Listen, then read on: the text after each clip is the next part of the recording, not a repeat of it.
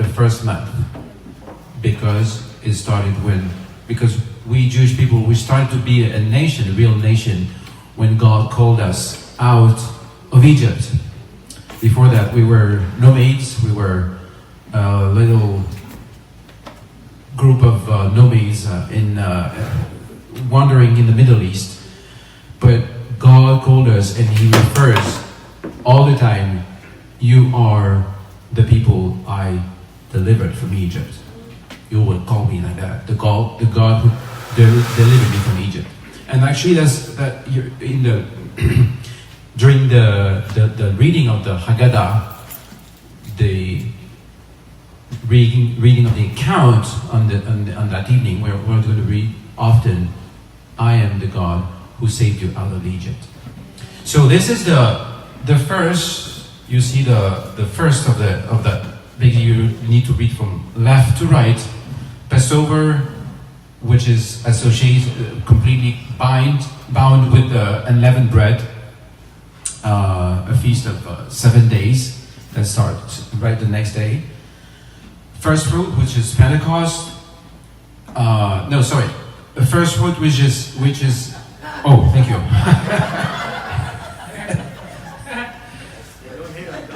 Sometimes the old fashioned is the best. No, that's for me at home.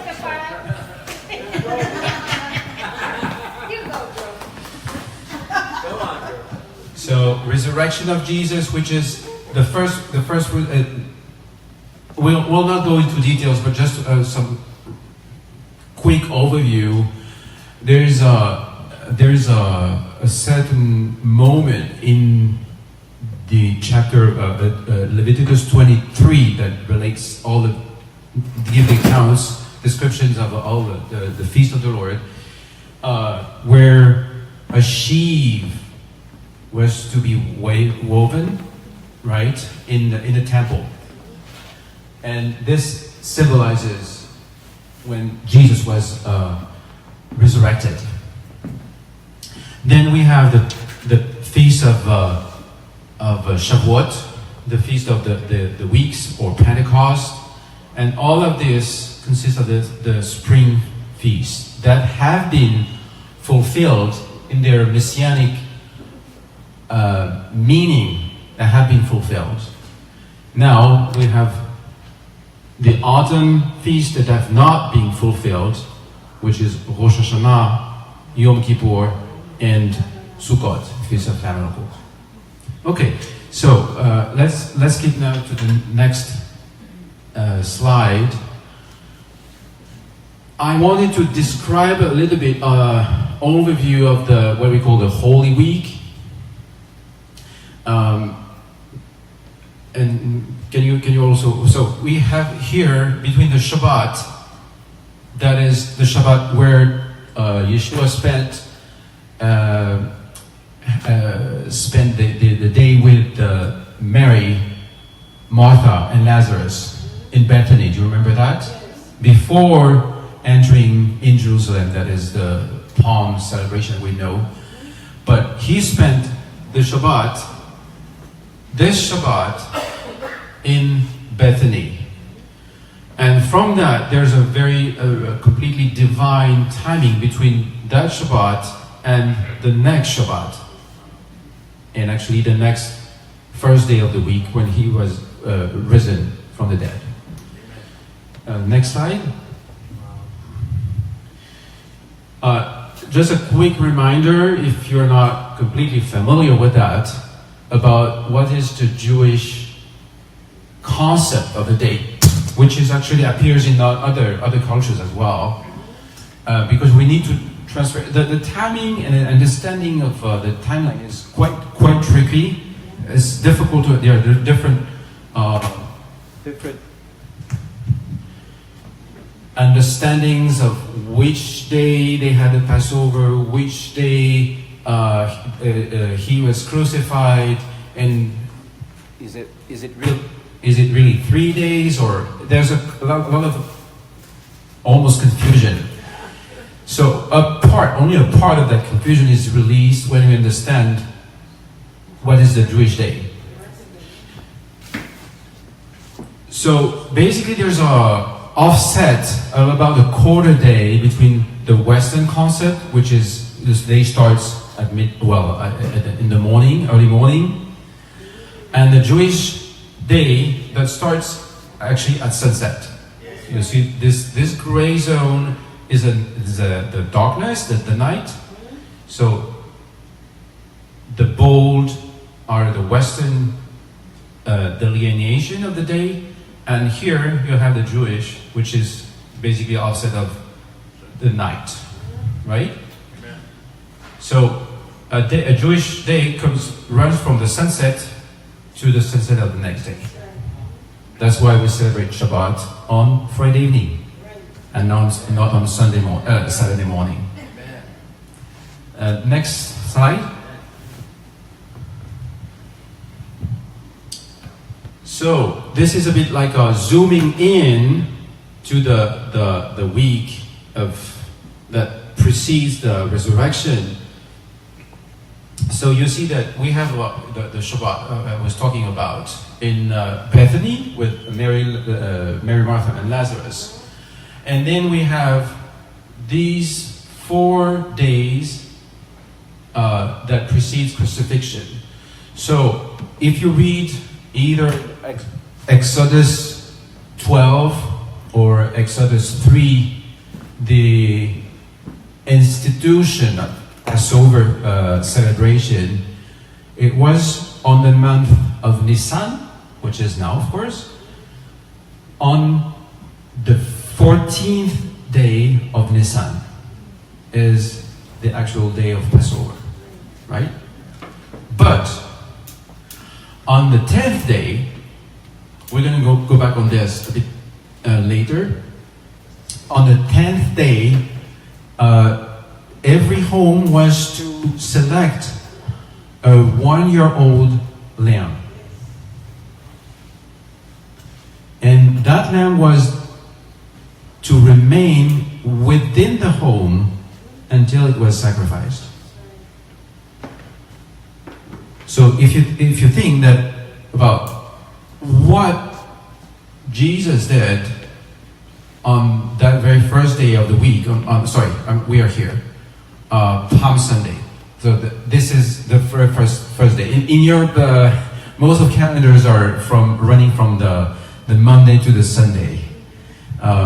In the States, you still have a good concept of the week that runs from Sunday as the first day of the week until Saturday, that's the 7th day. So from the 10th to the 14th, this corresponds to these 4 days where Messiah was tested and scrutinized. Can you skip to the next slide? Thank you.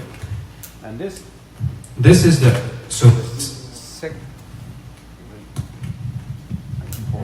okay.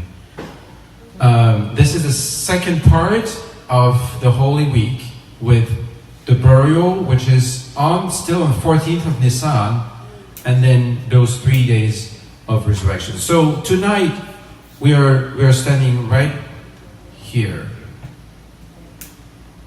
on the Shabbat that precedes resurrection. Next slide. So I'm interested tonight to study, to flesh out how Christ, Messiah, fulfilled the scriptures in detail. Will never be finished. Can you hear me? Oh, that's better. Thank you. Will never be finished. I look like a pilgrim with that. Will never be finished, but I wanted to outline a few some details that I think are really crucial. So the main chapter, you can actually return, if you have your Bible, you can turn to Exodus 12.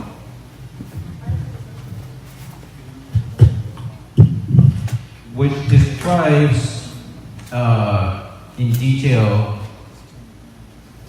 what God gave to Moses, how to celebrate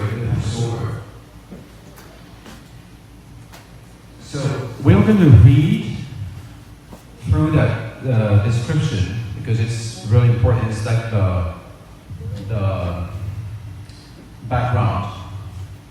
Now, the Lord spoke to Moses and Aaron in the land of Egypt, saying, "This month, Nisan, shall be your beginning of months. It shall be the first month of the year to you. Speak to all the congregation of Israel, saying, on the 10th of this month, every man shall take for himself a lamb, according to the house of his father, a lamb for a household.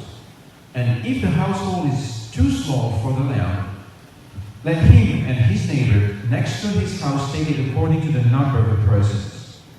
According to each man's need, you shall make your count for the lamb.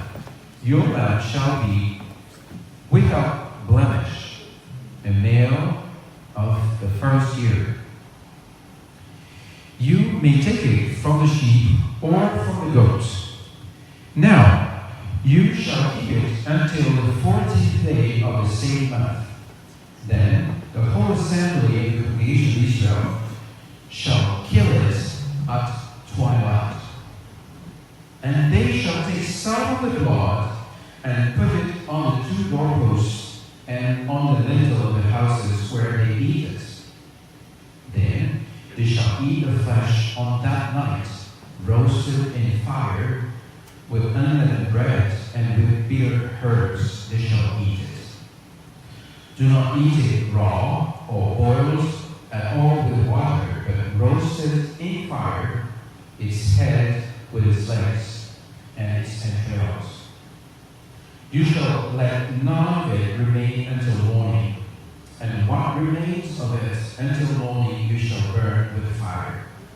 And thus you shall eat it, with a belt on your waist, your sandals on your feet, and your staff in your hand. Thank you. You shall eat it in haste. It is the Lord's Passover. For I will pass through the land of Egypt on that night, and I will strike all the firstborn in the land of Egypt, both man and beast, and against all the gods of Egypt I will execute judgment. I am the Lord. Now the blood shall be signed for you on the houses where you are. And when I see the blood, I will pass over you, and the plague shall not be on you to destroy you when I strike the land of Egypt. So this day shall be to you a memorial, and you shall keep it as a feast to the Lord throughout your generations. You shall keep it as a feast by an everlasting ordinance. Amen. By the way,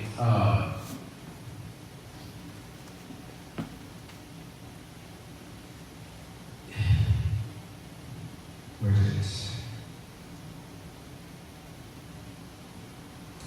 You've heard that expression, to twilight. And this is a very interesting expression I was talking about with Ron earlier.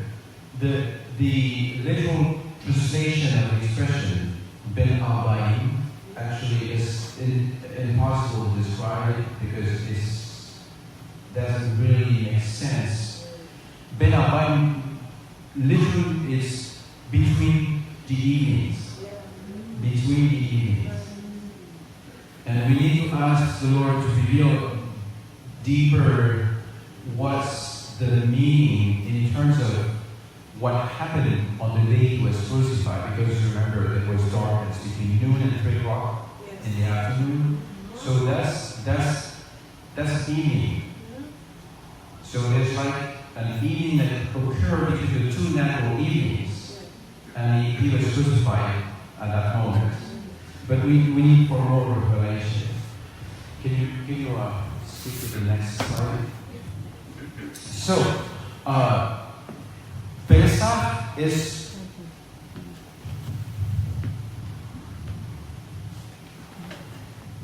one of the 3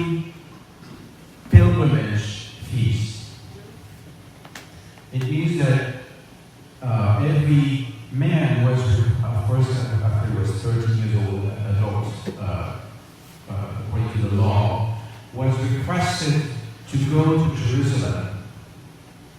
That's Pesach, that's Shavuot, Pentecost, and Sukkot, the Feast of Tabernacles. These 3 feasts. This is why maybe you remember that in the Gospel of John, Jesus didn't want to go to the feast because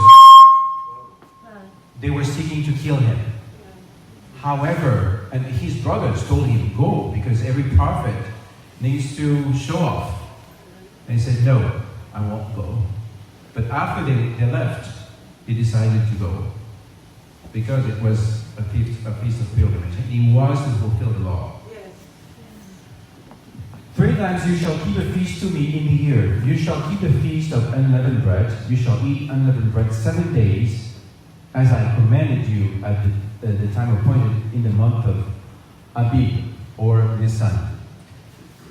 For in it you came out of Egypt. None shall appear before me empty. And the feast of harvest, the first fruit of your labors, which is Pentecost, which you have sown in the field, and the feast of ingathering at the end of the year, which is Sukkot, when you have gathered in the fruit of your labors from the field. 3 times in the year, all your males shall appear before the Lord God. You shall not offer the blood of my sacrifice with leavened bread, nor shall the fat of my sacrifice remain until morning.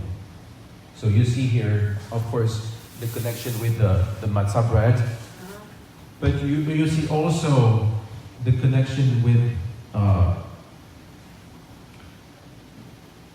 the Jews had been preparing the Passover, which was the next day or in the evening, and therefore they asked that the 3 condemned, the 3 crucified, will be killed. And therefore they came and actually they broke their legs, the 2, and Yeshua is already dead. So this had to be fulfilled also. Next slide. So this is a map of where our Messiah walked during that the preceding days. We don't know exactly how many days, but basically he walked after his brothers had left. He walked from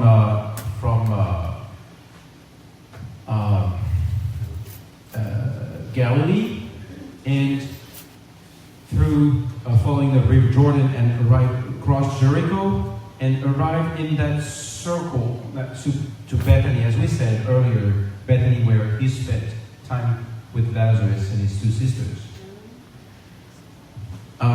If you see that circle, well, no, let's keep going. Can you skip next slide? I'll talk about that later. Now, that's when he traveled from Bethany to Jerusalem on the donkey. So he fulfilled Jeremiah 9. Rejoice greatly, O daughter of Zion. Shout, O daughter of Jerusalem.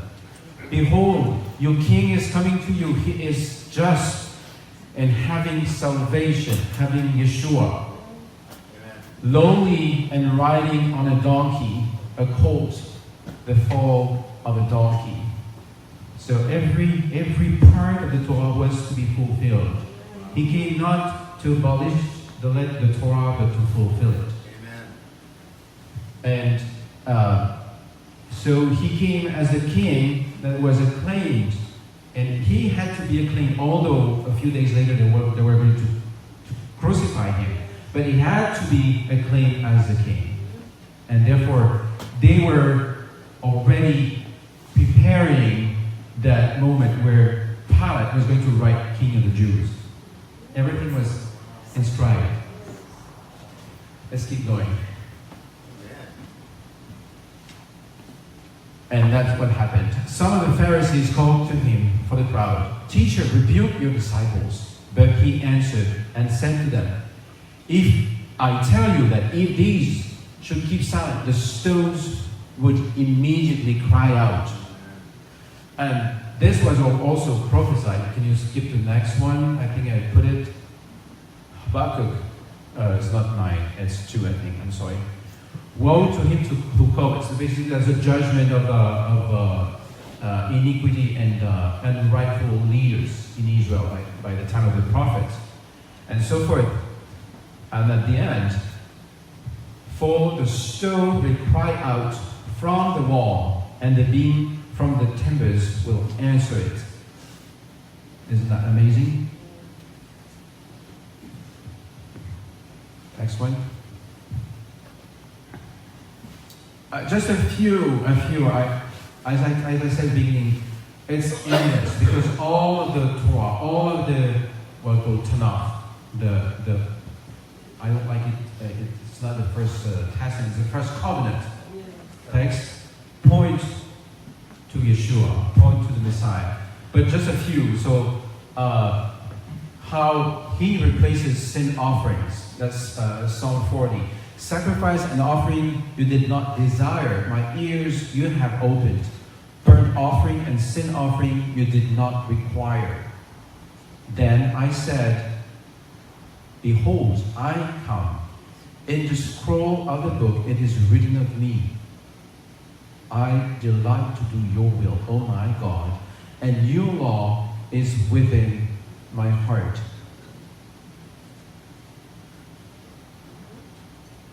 I think it just blows our mind away that he could say that even though speaking of crucifixion. There's only the moment it was in the Garden of Gethsemane, and he asked if it's possible that this cup will be turned away from me. However, not my will, but your will. And that's the heart of his character. He was always taking delight in fulfilling the will of the Father.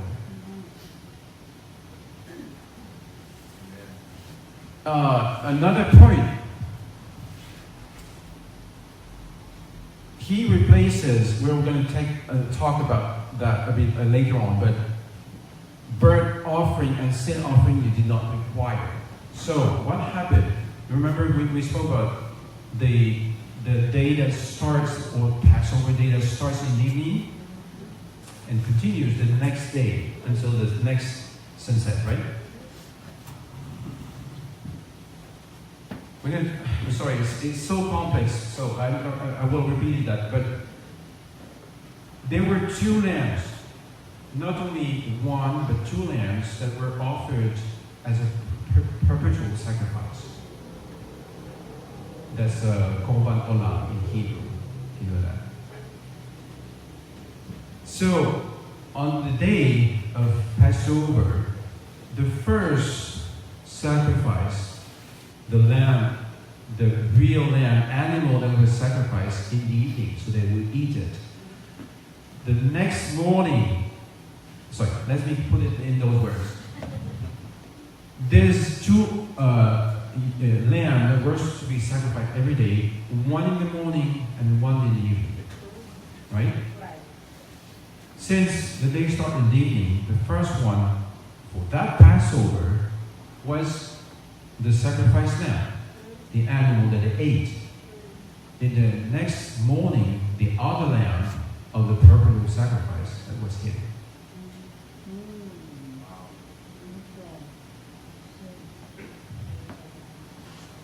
Next. Another of the hundreds and hundreds. His friend betrayed him. So in David, who was in the whole Torah, he was the most. He was the character that was foreseeing the most accurately Messiah. Even my own family friend in whom I trusted, who ate my bread, has lifted up his heel against me. Psalm 41. And Yeshua would say that the same in the evening of the Passover. But that the scriptures may be fulfilled, he who eats bread with me, as Judas Iscariot, has lifted up his heel against me. Now I tell you before it comes, that when it does come to pass, you may believe that I am he.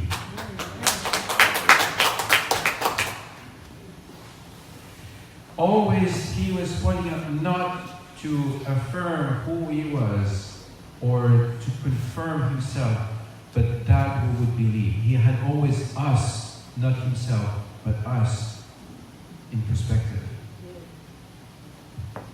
Next one. So now we're going to go more precisely, accurately in the meaning of Pesach. So we're going to describe these few ideas. 4 days of preparation, applying the blood as a sign to pass over judgment. By the way, this is the meaning of Pesach.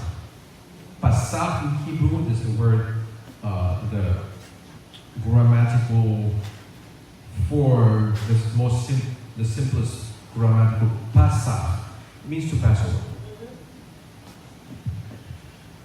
The time of slaughter, I said things are overlap and interconnect, so we're going to repeat some things.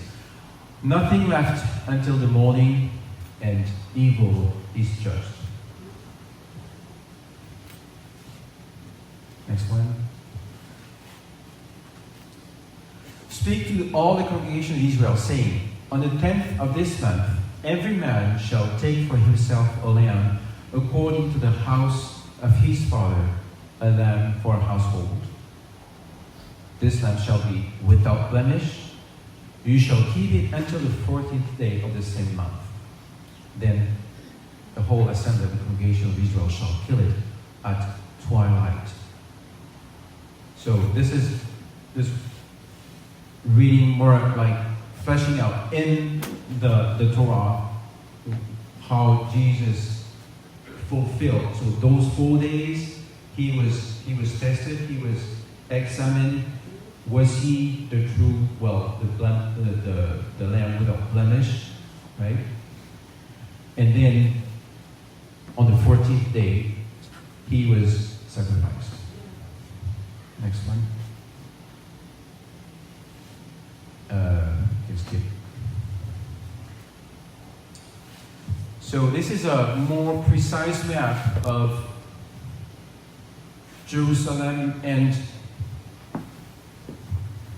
Bethany, where he spent the last Shabbat with Lazarus, Martha, and Mary. And then he went from here on a donkey, on a colt. So this circle that you see here gives an idea of the area where, according to the law, Jews were allowed to walk on the Shabbat. Nowadays, it's about 2 kilometers. They can walk around about 2 kilometers around their house. So that's their room. Sorry? It's their room. Yes. So they need to go to see each other, to go to synagogue, to pray, whatever. So that's about the perimeter they were allowed to travel on the day of Shabbat. So this is connected. We need always a more revelation, but somehow I believe this is connected why Jesus said, go and take a donkey so that I will go. Not because he was tired, not because he needed donkey, but it was related with Shabbat and it was related with humility, of course. And I think it's more tangible, visual, that he was going to be presented into Jerusalem and the temple to be examined, to be scrutinized, to be tested, even spied by religious leaders to find if there was any possible way to trick him or to see any flaw in him. Next one. Tested in his legitimacy.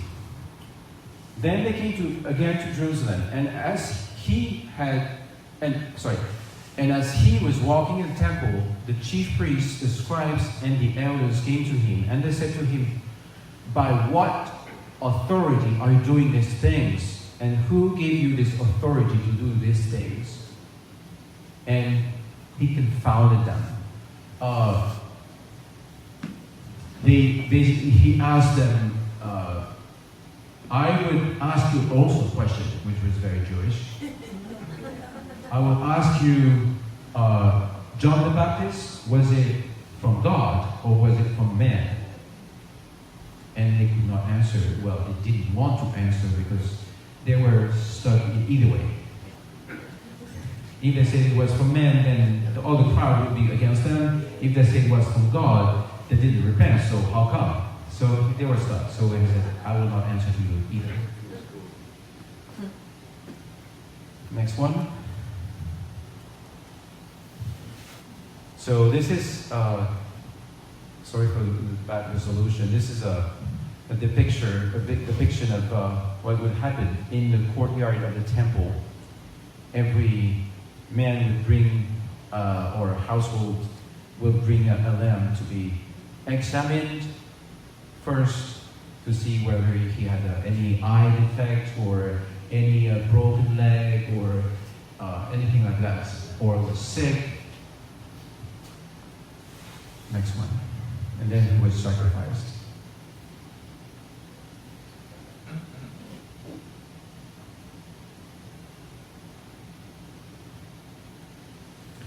Had to be also a testimony for the Egyptian people who were observing.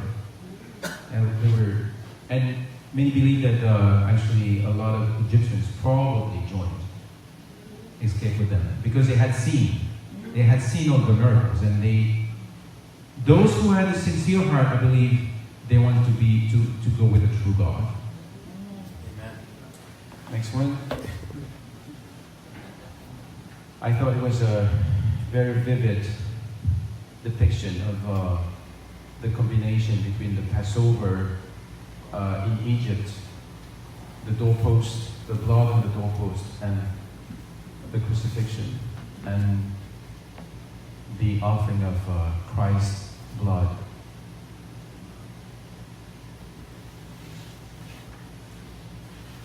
Before the whole world. Next one. So, as we read in Exodus 12, they shall take some of the blood and put it on the two doorposts and on the lintel of the houses where they eat it. It just occurs to me now, Jesus is the Word, the incarnate Word, right? And can you go back to the previous slide? And the mezuzah, you know what is mezuzah? No one needs explanation, right? It's that scroll that is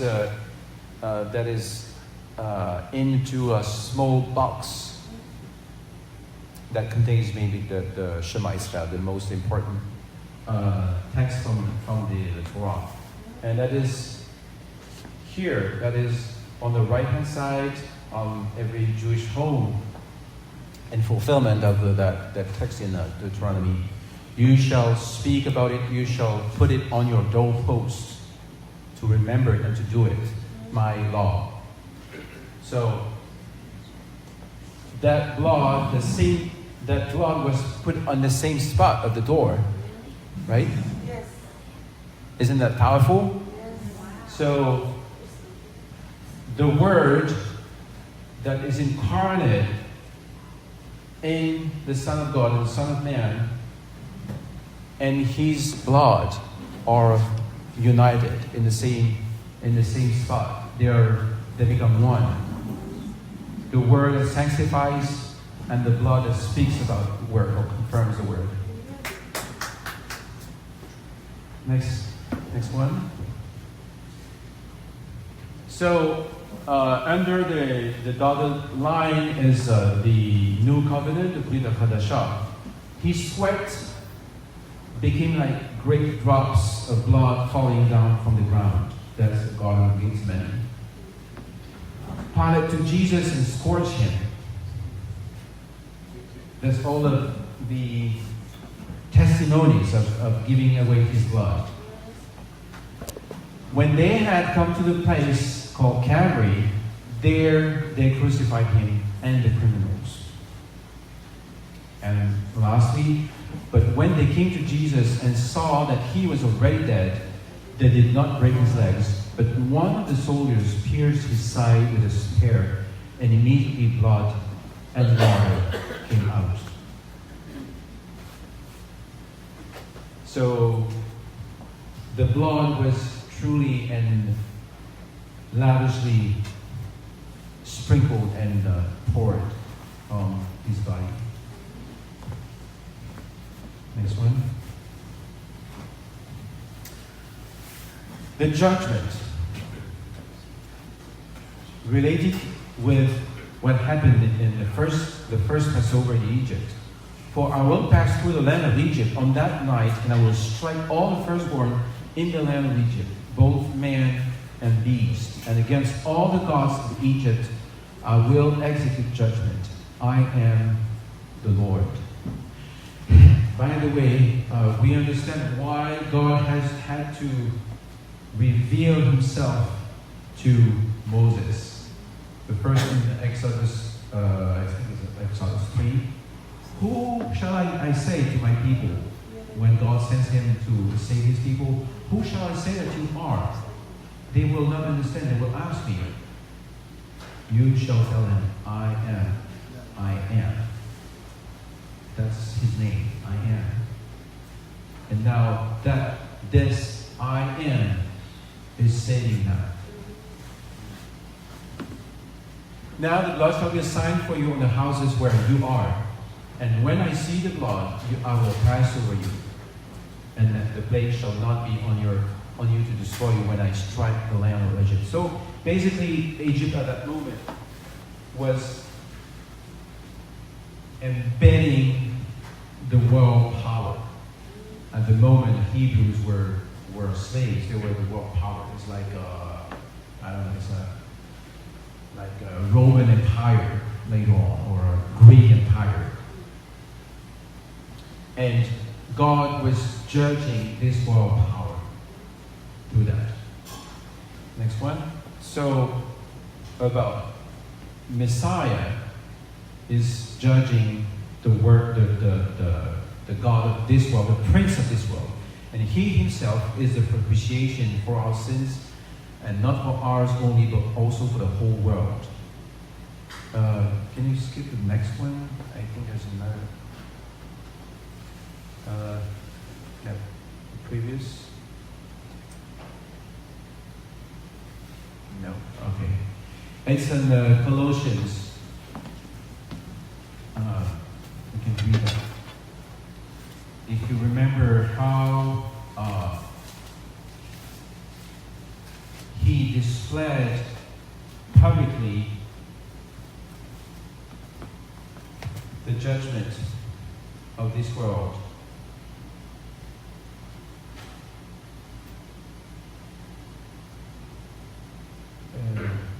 Well, we'll find it. We'll find it later. But through the cross, he was judging the prince of this world, and he was exposing the powers of this world, and he overcame them. Now, we are going back to the real time of the slaughter. In the Old Covenant, so I told you earlier, there was the Passover lamb and there was the perpetual lamb. Those two lambs. So the Passover lamb, we saw it was to be killed at twilight, right? is about now, a bit earlier actually. Now the perpetual lamb. Now this is what you shall offer on the altar. 2 lambs of the first year, so the same age.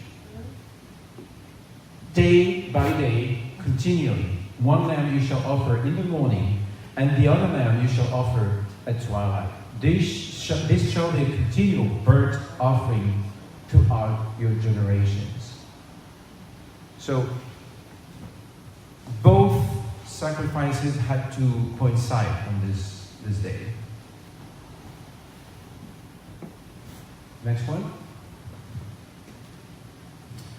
So, we're going to go, I think it's the last one. Can you check? No.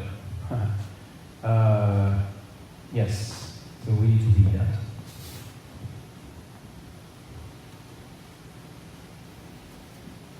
The Lamb of God, as he was testified to be the Lamb of God by John the Baptist. John saw Jesus coming toward him and said, "Behold, the Lamb of God who takes away the sin of the world." Now, about the timing he was crucified, and so it's like the excerpts that show the timing in the day of crucifixion. It was 9 o'clock in the morning when they crucified him. So this is why it corresponds to the lamb that was sacrificed, the 1-year-old perpetual lamb that was slaughtered in the morning. When it was noon, darkness came over the whole land until 3 in the afternoon. So that's the morning between the evening, between the evenings, a supernatural evening. At 3 o'clock, Jesus cried out with a loud voice, "Eloi, Eloi, lema sabachthani," which means, my God, why have you forsaken me?" And Jesus cried out with a loud voice and breathed his last.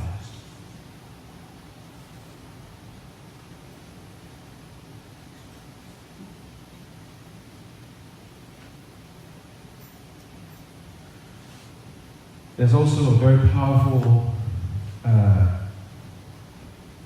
shift between the first and the second covenant.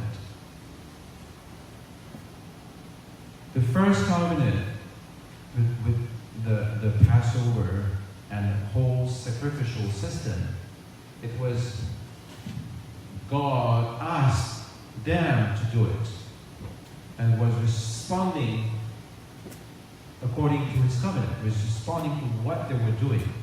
In the second one, God himself did it. God himself comes as the lamb. Each time I think about it, you cannot grasp it.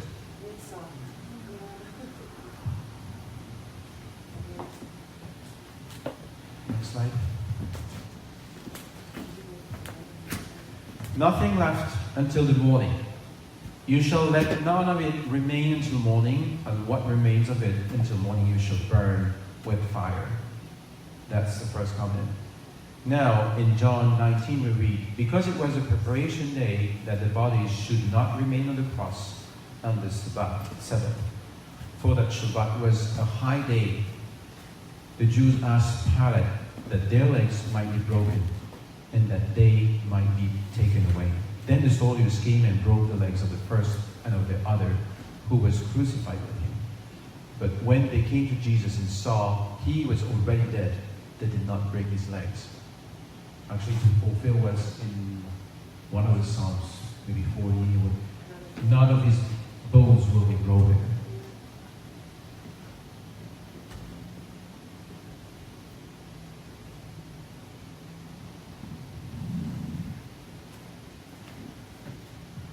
Another detail sometimes is confusing. The Shabbat could be either a Saturday or an actual Shabbat, or it could be a holiday. Like, for example, Passover is a Shabbat. or Rosh Hashanah or Shabbat. It means, basically Shabbat means to cease. So when it's a solemn holiday that they're not supposed to work, is a Shabbat as well.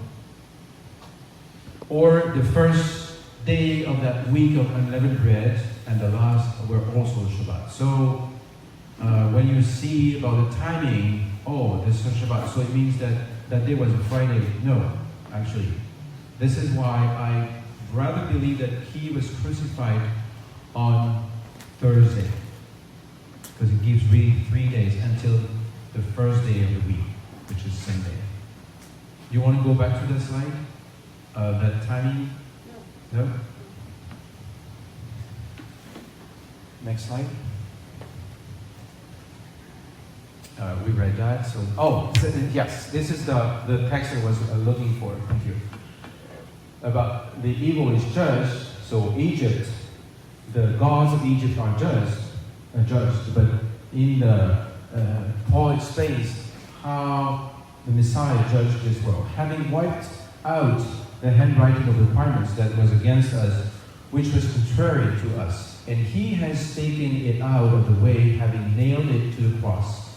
Having disarmed principalities and powers, he made a public spectacle of them, triumphing over them in it.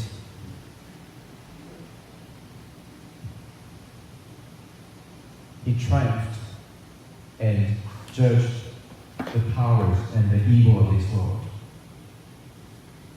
Next one. Now, this is a very interesting question. If we think, can you go back to the very first slide? Remember which number this might go. Very first, second.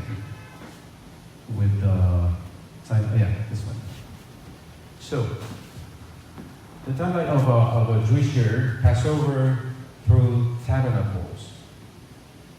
What is the feast for cleansing and forgiveness of sins? Yom Kippur, exactly.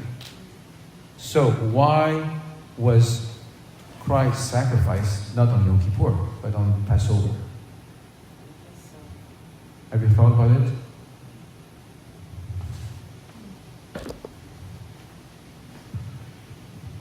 Well, I believe that the Yom Kippur is not fulfilled because the spiritual promises and prophecies related with the Jewish people have not been fulfilled, but it will.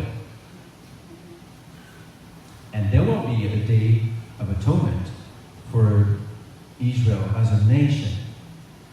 But Passover is salvation not only for Jewish people, but for the whole world.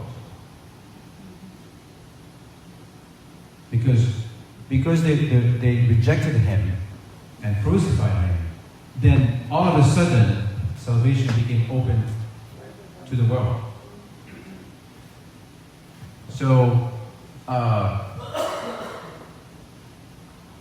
Passover, the deliverance from slavery of sin, slavery from of the world, slavery of the self, all these slaveries that whole humanity have been bound to, is the day to fulfill that and expand it to the whole world.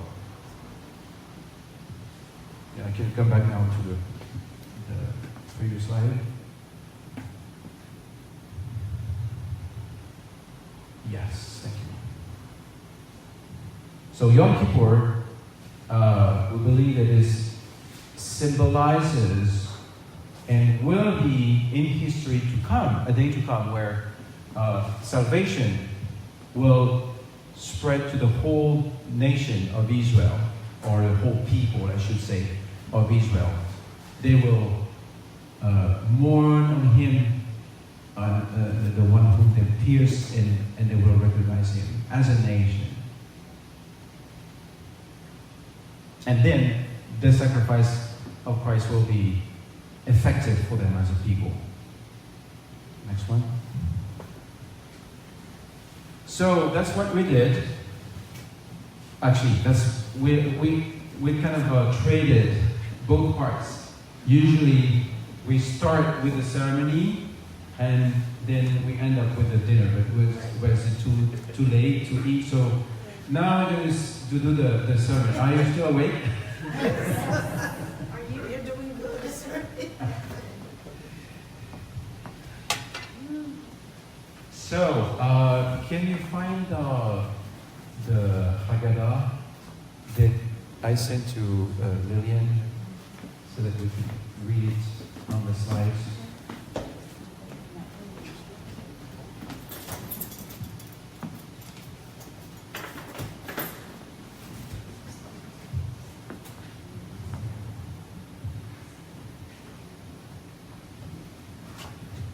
By the way, Haggadah is basically on that evening. Every Jewish family has a book where they read the account and all the different aspects that we are going to do. Haggadah comes from lehagid, which means to tell. We need to tell what happens one more time and remember. It's an account.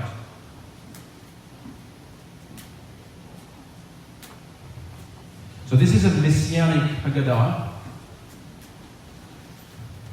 and we're going to read through. Probably we'll skip some parts.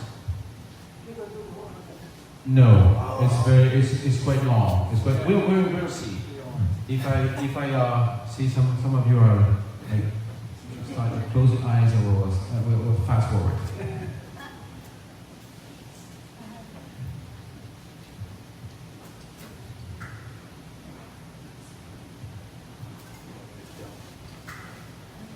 So, yes, okay. Scroll down, so it starts. So there are three main elements in that play that you have. Rabbis say that on the night of Passover, you need to speak about at least three elements that are fundamental. That's the matzah bread, unleavened bread. That's the pita herbs, and that's the Passover lamb. These are the three fundamental elements that ground the meaning of that feast. Are you able to scroll?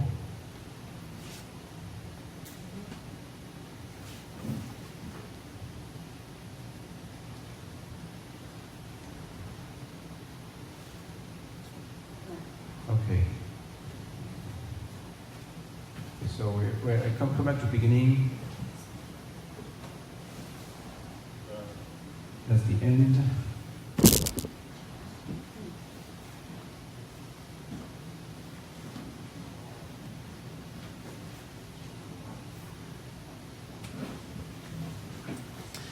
So you have a bowl. Each table has a bowl for washing the hands. So what we're going to do when we start to wash our hands, we're going to take a glass, pour water in the glass, and then you will pour water on your hands. Okay?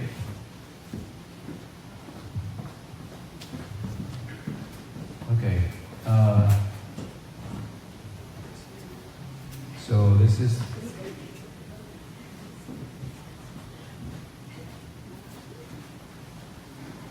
where it begins. Is that okay? So let's rehearse. There are going to be traditionally there are 4 cups of wine, or grapefruit, whatever. So let's repeat that prayer. Yeah. Baruch atah Adonai. Go ahead. Baruch atah Adonai Eloheinu melech haolam borei peri Hagave. Blessed are you, Lord God, King of the universe, who creates the fruit of the vine. Okay. And we can say a blessing also to thank God that we are here together tonight. Baruch atah Adonai Eloheinu melech haolam, she'eheyanu v'kimanu v'higyanu lazaman hazeh. Blessed are you, Lord God, King of the universe, who sustained us and strengthened us and allowed us to reach this moment. Can you scroll down, or is it pages? Okay, so we are. I think these are just like guidelines, or it's not the beginning. Can you go back? Well, no, scroll down until the really yes, to the start of the.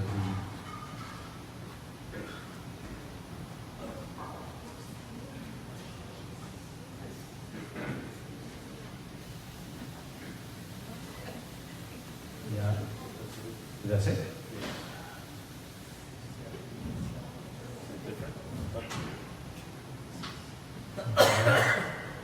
Okay, no, so that's not very long. Okay, oh, sorry, go back to the beginning then. I thought it was long enough. Yes, okay. So, well, let's start from one of the first page. Yeah, okay, catch. Yeah, so skip that one, and then, yeah, next one. Okay. So we're gonna wash our hands. It was part of the ritual for eating, or for also, of course, for the priest, for any sacrifice ritual. So you pour water in the glass, and then you are going to pour the water from the glass to your hands, possibly from right to left, and then left to right, and then again right to left 3 times. But however it works. And we're going to say the blessing. It's like here, but Baruch atah Adonai Eloheinu melech haolam, shekiddeshanu b'mitzvotav v'tzivanu al netilat yadayim. Blessed are you, Lord God, King of the universe, who sanctified us through your commandments and gave us the order to wash our hands. Netilat yadayim.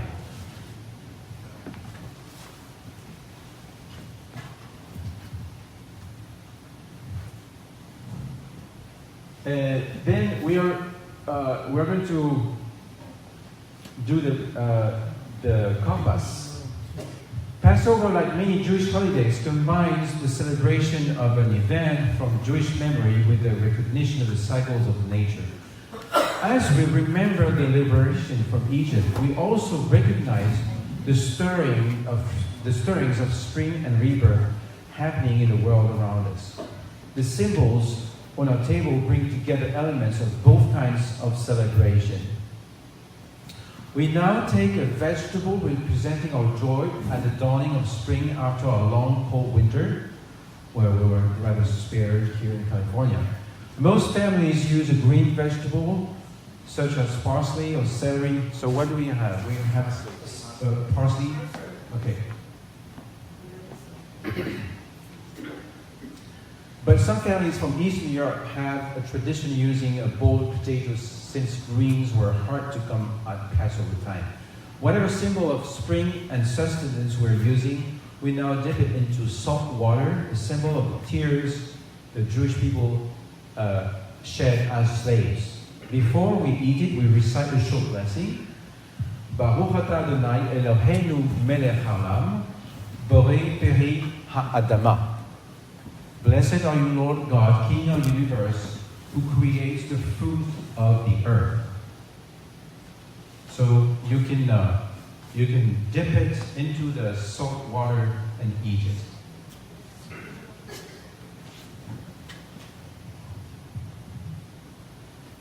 So it reminds us about the tears and the pain and the suffering about people in Egypt. In salt water, yes. Not the water where you wash your hands. Well, that could be salty too. Next slide. Can you slide the next one? Oh, it was here. Yachats. Now, we are going to take, okay, so at this point, you're going to take 3 matzot. You have matzot on it, so unleavened bread, you have on the tables, you have it there? Okay. So take 3 of them. 3 of them. Yes. And if you can put them on a plate or somewhere, yeah, a plate would be good. And we're going to pray. That's very important. It's very prophetic. It's in the tradition, but it's very prophetic. Jews do things without knowing what it means. They brought us the substance and we bring them the meaning. So we break the middle one. Of course, it's a symbol of the Father, the Spirit, and the Son that was broken. His body was broken. So possibly 2. I'm sorry, it's like very quite breakable. But if it's possible to break it in 2 uneven parts. 2 uneven parts. That's good. That's good. Then you put back one of the parts between the other 2, and you keep the second half. So the second half is supposed to be, normally they are children. They are really essential for Seder evening. I am the youngest. So you're going to ask the questions? Yes, Okay. I'm the king. So tradition requires that pork, that matzah that is broken and taken away is hidden in the room until, as I said, after dinner. Dinner is after. So after dinner, they are supposed to go and check and find and hunt. And the ones who find it receive a reward, candies or whatever. That's the fun part. But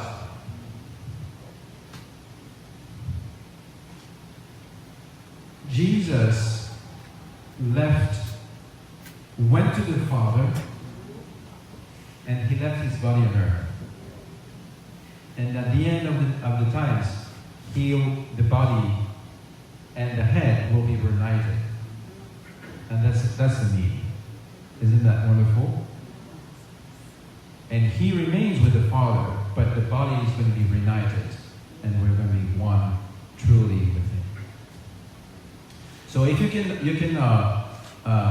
put it aside, just aside somewhere, or wrap it in the best would be to wrap it in a napkin.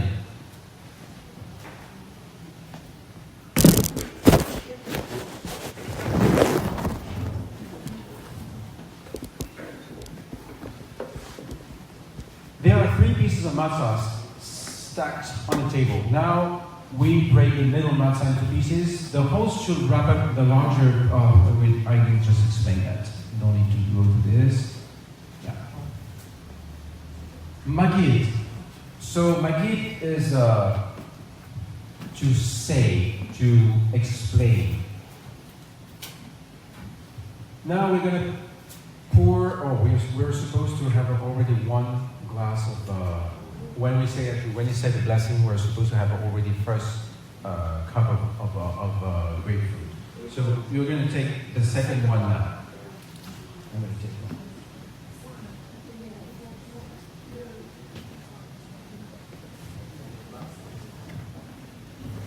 the Haggadah doesn't tell the story of Passover in a linear fashion. We don't hear of Moses being found by the daughter of Pharaoh. Actually, we don't hear much of Moses at all. Instead, we get an impressionistic collection of songs, images, and stories of both the Exodus from Egypt and the Passover celebrations through the centuries. Some say that minimizing the role of Moses keeps us focused on the miracles God has performed. Others insist that we keep the focus on the role that every individual has in bringing about positive change. So we are going to drink the cup. Not later. We can just eat.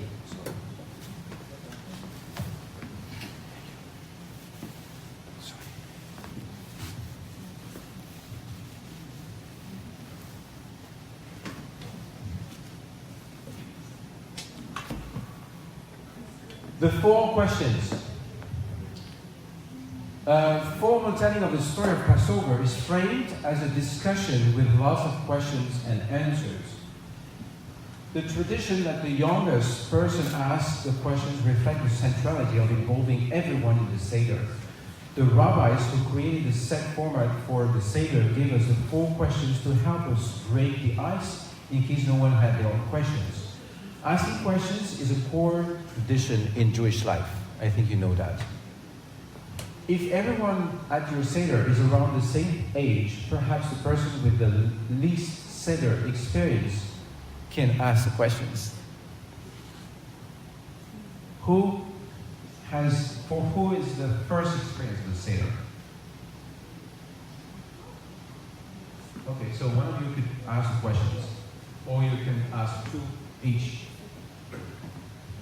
Can you skip to the next one? We're going to read through those questions together, but you'll be able to read if you can read from your spot.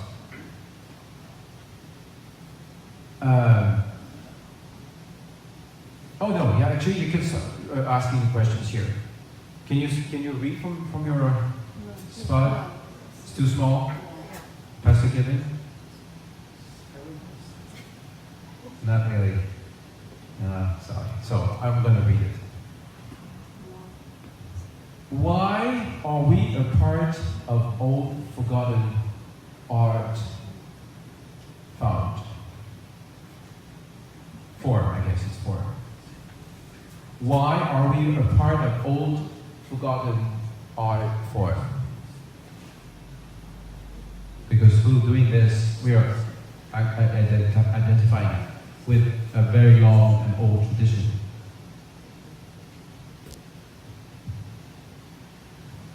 Because God has chosen each individual here amongst all the Jews and Gentiles of the world to repair history. Isn't it nice? What shall old forgotten art found do?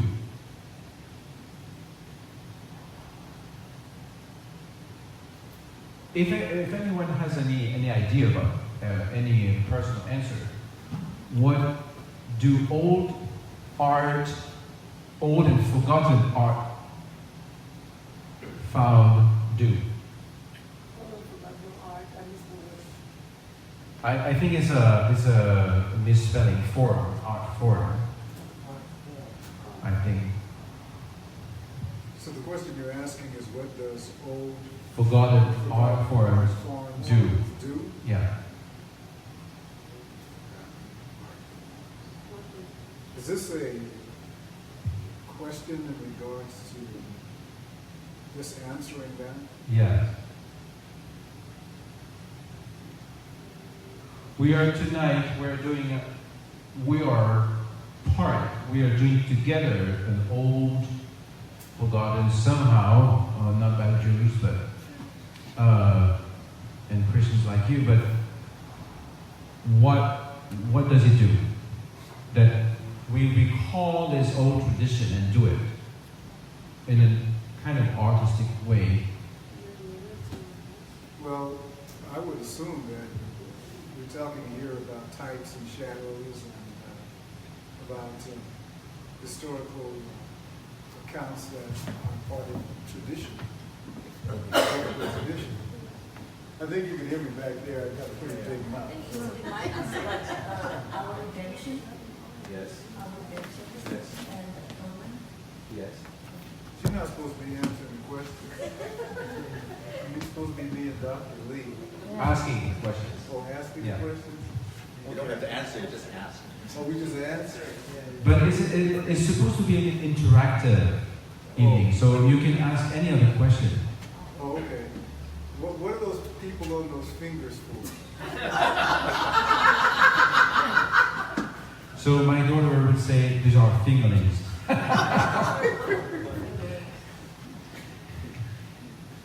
They symbolize the 4 types of children. And those 4 questions, well,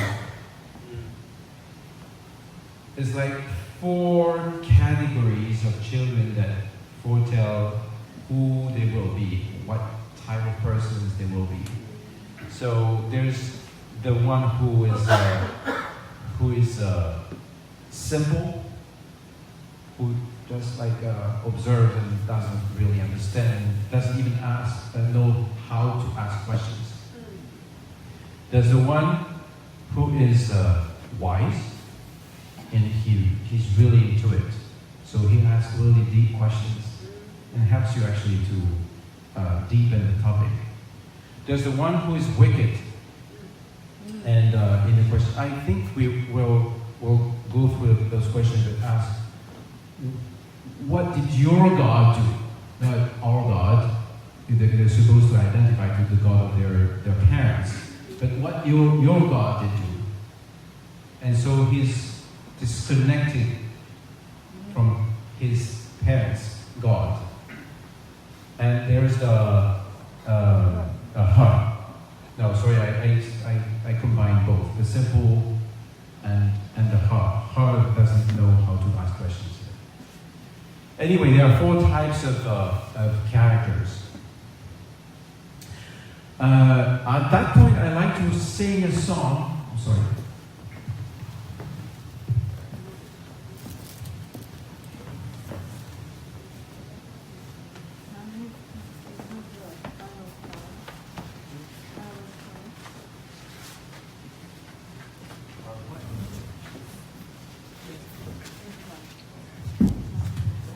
It's about these 4 questions that children ask.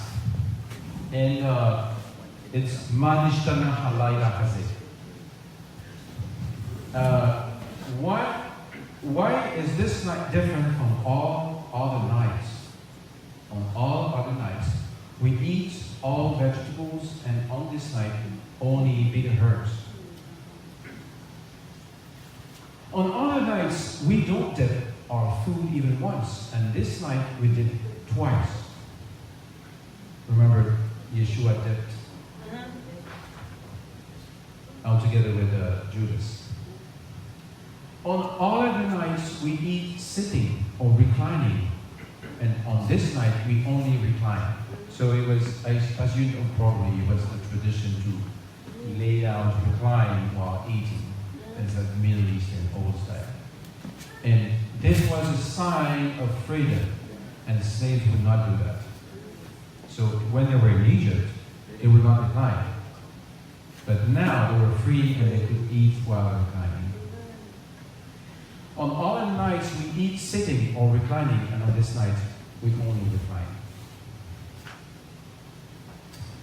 Ma nishtana halala zeh mikol haleon, mikol haleon, shebachol haleon al mochi, chametz umatzah, chametz umatzah, halayla zeh, kulo matzah, halayla zeh, kulo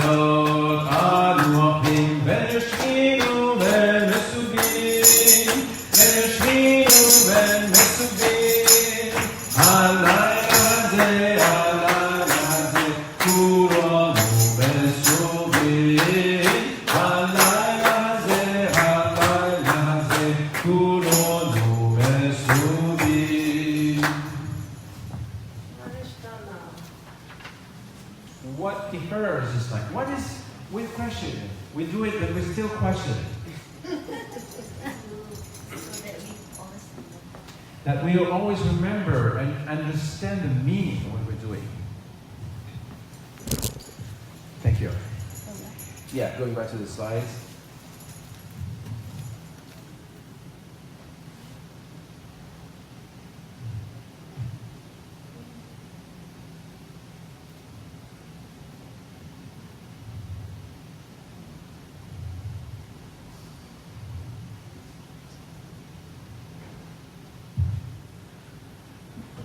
The story of Passover, as we said, is that's the core of that ceremony, and to remember and to retell and to give an account of what happened.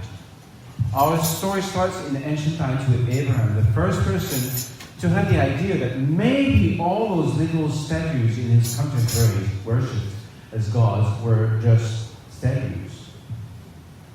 The idea of one God, invisible and all-powerful, inspired him to leave his family and begin a new people in Canaan, the land that would one day bear his grandson, Jacob's adopted name, Israel. God made a promise to Abraham that his family would become a great nation, but this promise came with a frightening vision of the troubles along the way. Your descendants will dwell for a time in a land that is not their own, and they will be enslaved and afflicted for 400 years. However, I will punish the nation that enslaved them, and afterwards they shall leave with great wealth. Now, we raise the glass of wine and say, Vehi she'amda levatenu lanu. This promise has sustained our ancestors and us. This promise has sustained our ancestors and us. We don't read. We just look at the. For not only one enemy has risen against us to annihilate us, but in every generation there are those who rise against us, including now. But God saves us from those who seek to harm us. The glass of wine is put down. In the years of life in Egypt, our numbers grew, and soon the family of Jacob became the people of Israel. Pharaoh and the leaders of Egypt grew alarmed by this great nation growing within their borders. So they chose to enslave. Hard labor was demanded, perhaps even building pyramids. The Egyptians feared that even as slaves, the Israelites might grow strong and rebel. So Pharaoh decreed that Israelites, baby boys, should be drowned to prevent the Israelites from overthrowing those who had enslaved them. But God heard the cries of the Israelites, and God brought them out of Egypt with a strong hand and outstretched arm, with great awe, miraculous signs and wonders. God brought them out, not by angel or messenger, but through God's own intervention. Next slide. We are going to flesh out all of the 10 plagues of Egypt. So at this point, we want to take maybe the tip of your knife or your fork, and you're going to dip into the cup of wine. And each time we're going to say one of the 10 plagues, you're going to repeat and drop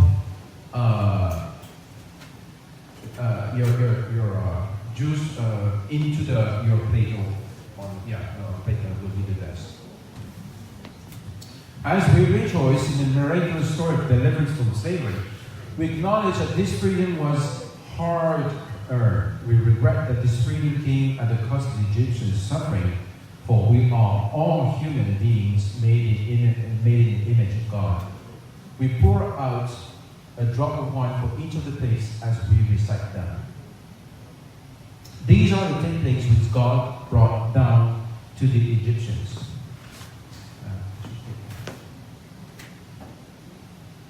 So first one, dung, blood. Sphafeda, frogs. Lice. Kimin.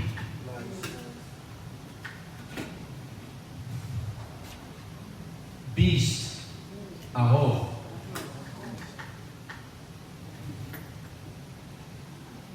Cattle disease.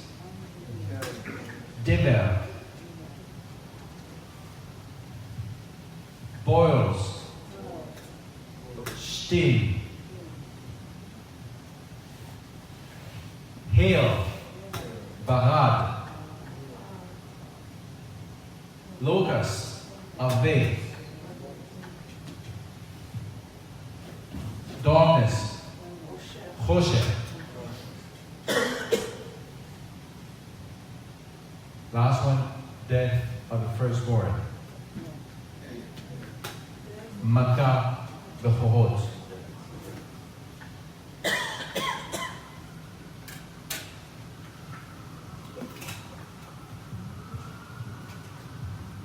The Egyptians needed templates because after each one they were able to come up with excuses and explanations rather than change their behavior. What are the plagues that allow people or institutions to hold on to ill-begotten art? What may make them realize the errors or of their ways? That's a question. Do you have any examples? What will make them realize the errors of their ways? Yes. What kind of plagues make them seek for help and bring them to change their mind? Blood. Well, that wasn't a plague though. Well, Death? well, I'm talking about. Nowadays. Oh, nowadays? AIDS? AIDS. Economic crisis. Collapse. War? War. World Trade Center. I was going to say that they're just Israel's in constant war all the time. And you think that they would start questioning, are we really right with God and we're constantly being terrorized in every direction? Yeah. Yeah, so Israel's perpetual, ongoing state of war, illness, natural disasters, earthquakes, fires. Floods?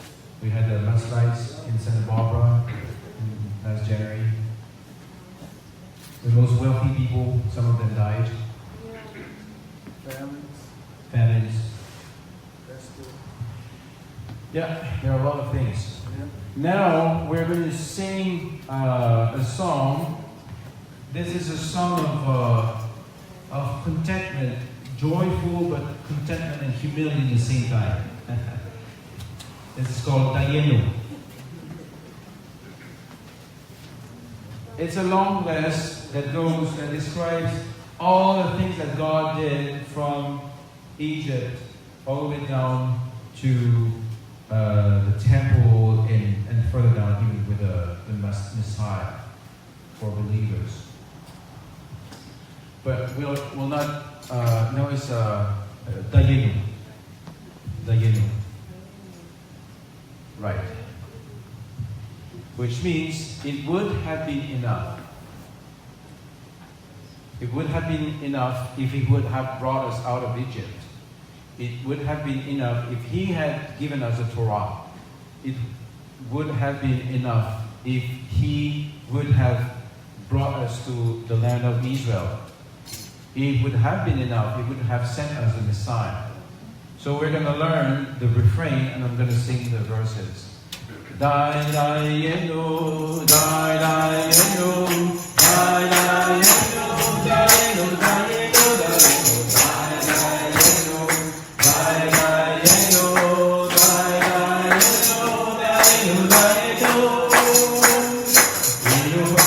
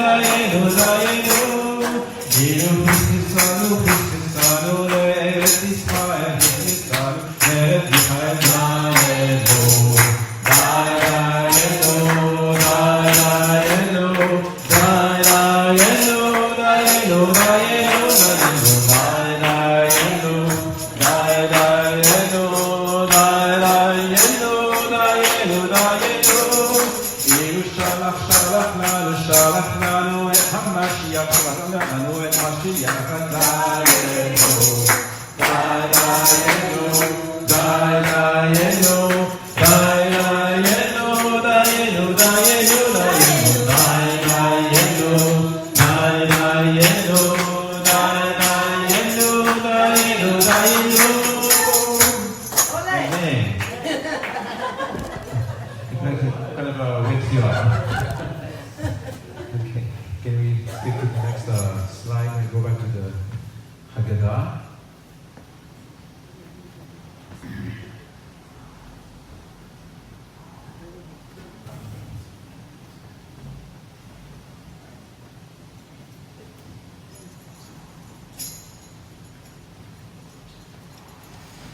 Yes, okay. Bit earlier, bit further back.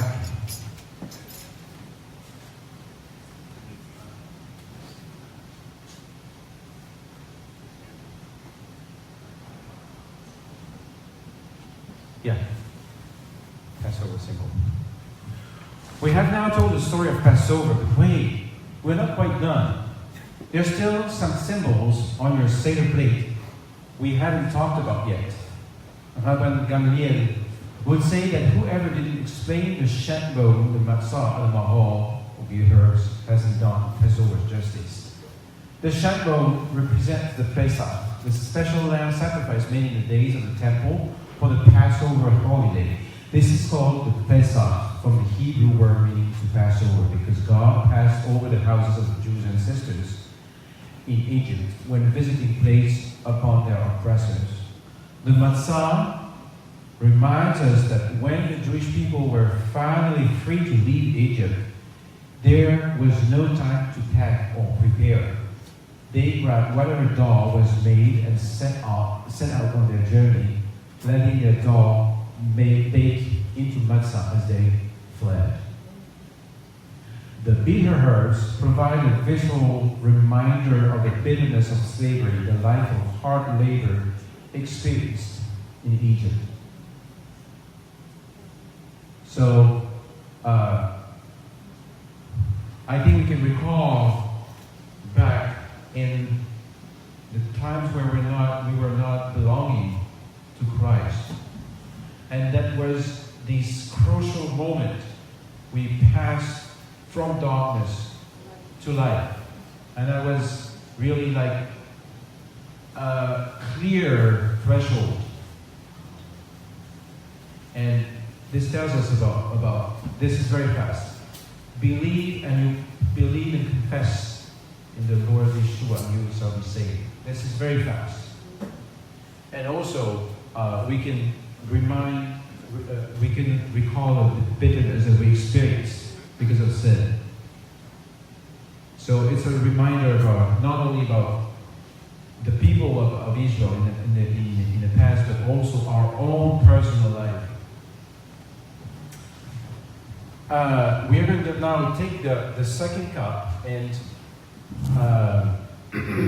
we are going to say the blessing, and then we're going to drink it soon.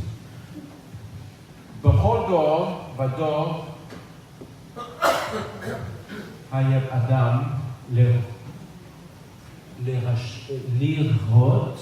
et atzmo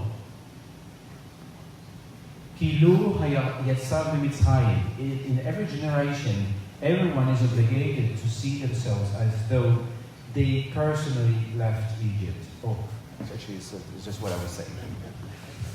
The Seder reminds us it was only the ancestors of the Jewish people from whom God redeemed.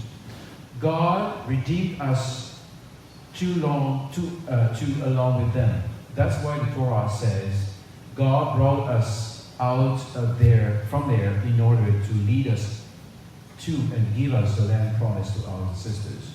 So while you're holding your glass, your cup, remember David says in a song, I lift up the cup of salvation. I lift up the cup of salvation. We praise God, ruler of everything, who redeemed us, and those who toiled in Egypt, enabling us to to reach this night and eat matzah and bitter herbs. May we continue to reach further future holidays in peace and happiness. Baruch atah Adonai Eloheinu melech haolam, borei peri hagafen. And praise you, Lord, ruler of the universe, who creates the fruit of the vine, and we drink it.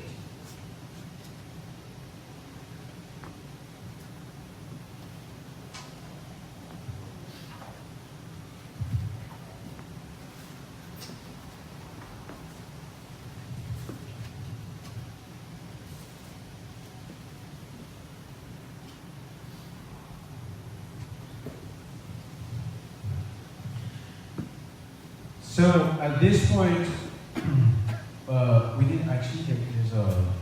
We didn't eat the charoset sandwich.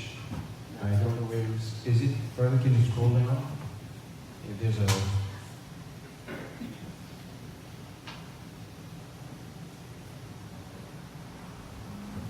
It's here. Next one. Oh, okay. It's a bit different order than usual, but it's okay.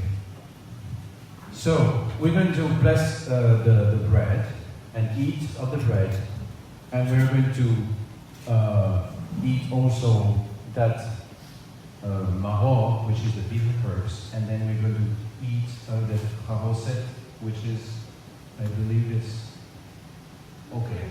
It's like apple kind of spread with chopped apples there. Usually it's a thick texture, like a sort of a. Like applesauce? No, it's really very firm, dense.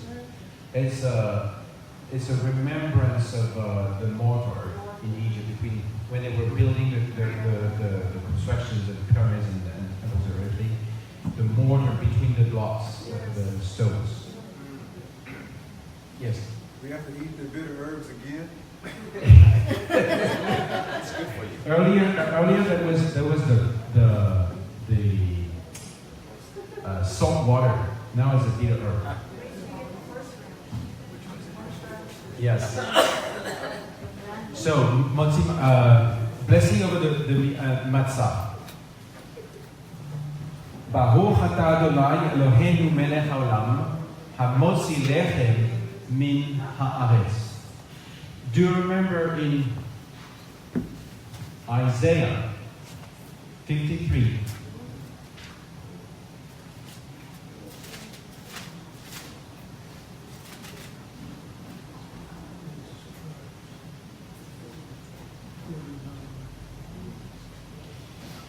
For he shall grow up before him, speaking about Messiah, as a tender plant, and as a root out of dry ground. And he is the living bread, the bread of the world.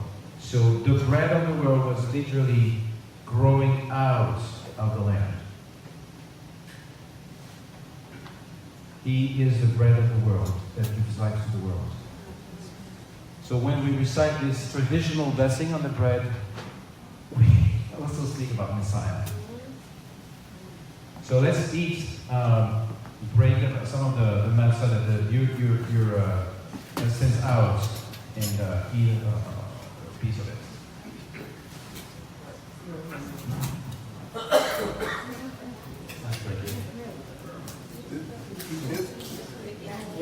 Deep wet. Oh, salmon. Just the matzah bread by itself. What are we eating right now? Eat of the matzah bread.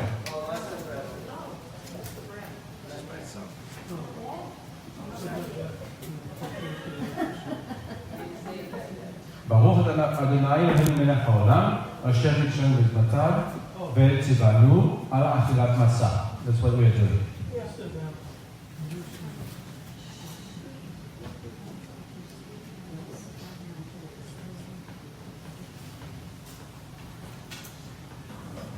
Now we're going to do we dip the maror in charoset and eat while leaning. Okay.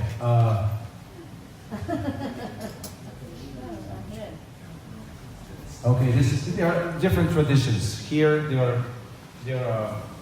they suggest that so that it will be less bitter, that you dip the maror, the bitter herbs, basically, namely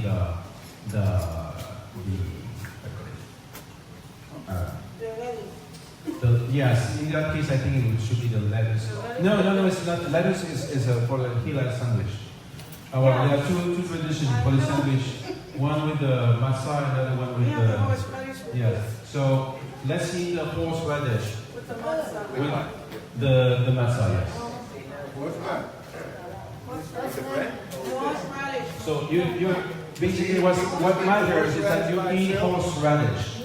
So, whether it's with matzah or with your knife or fork or whatever, eat some horseradish and taste how the bitterness and the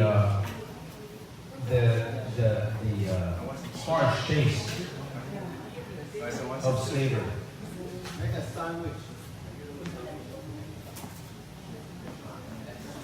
That's the soft version.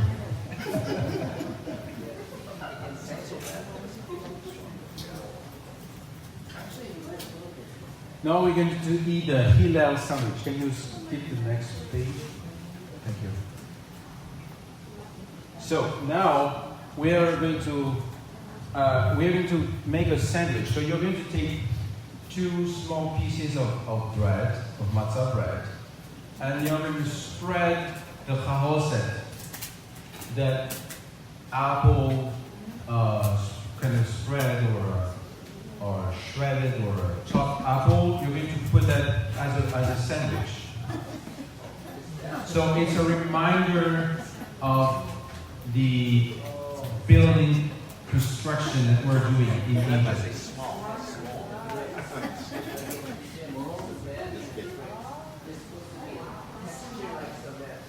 So I can eat this now? I should do it.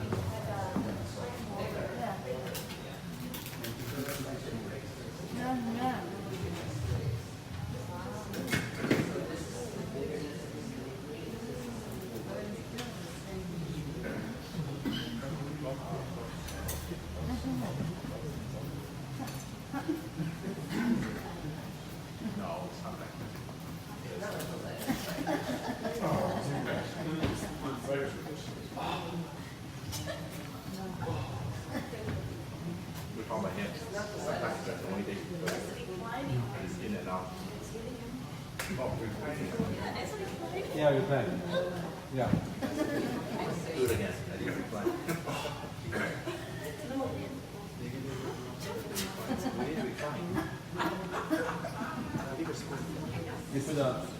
You put the cinnamon? Is there cinnamon?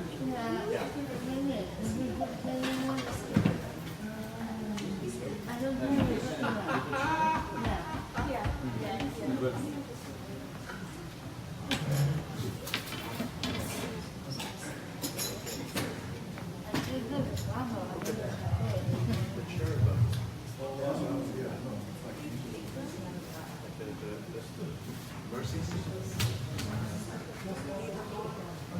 And I will sing for you a song of the Abadim Hayenu.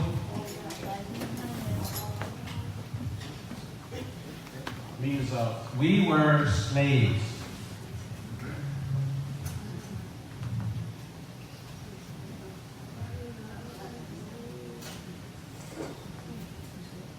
We were slaves, and now we are free. Next one. Yes. We were slaves, now we're children of freedom. Avadim hayeno hayeno, ata b'nechorim b'nechorim.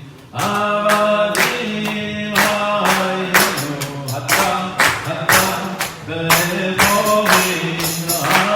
Hayim hayeno, ata b'nechorim b'nechorim. Ata b'nechorim b'nechorim.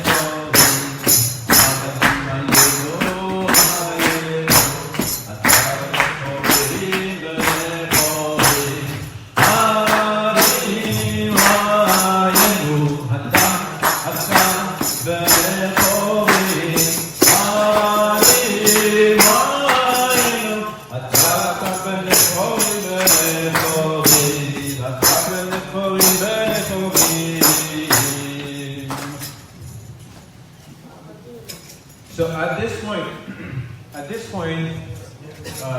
we eat traditionally. We stop. We fulfill most of the Haggadah, and we start eating.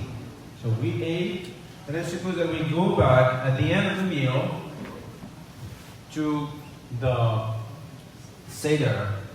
Can you go back to the slides where the Haggadah?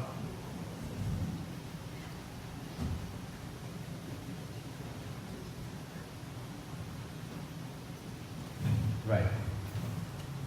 So at this point, children go and eat. Look for the afikomen. It's called afikomen. That part of the matzah that was broken and taken away and hidden into the room.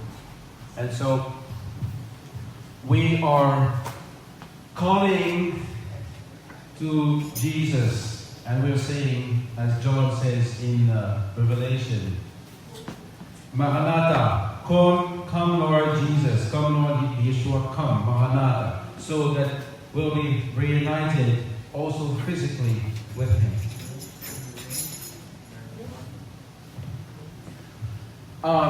Also, there's a third cup. So you're going, if you didn't have poured out yet, you pour a third cup. And at this point, in the Gospel of Luke, is the only Gospel that gives detail about that specific cup. Actually, it details two different cups. If you notice, there are two cups in the book of Luke. There's a first cup before the bread, and after the meal, it says, He took the cup and specified, this is the cup in my covenant, the new covenant in my blood. So this is why, this is the cup of redemption. I'm going to read it actually in Luke.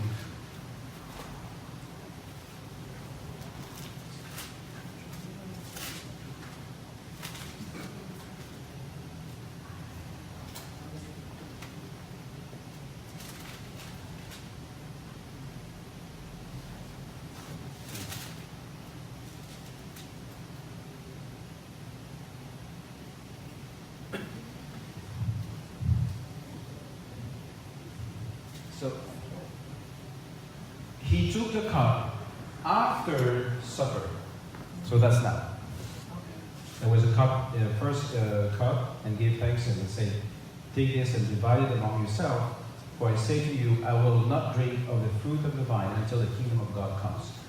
And He took bread. That's what we did also with the matzah. Gave thanks and broke it and gave it to them, saying, "This is my body which is given for you. Do this in remembrance of me." Likewise, He also took the cup after supper, saying, "This cup is a new covenant in my blood, which is shed for you."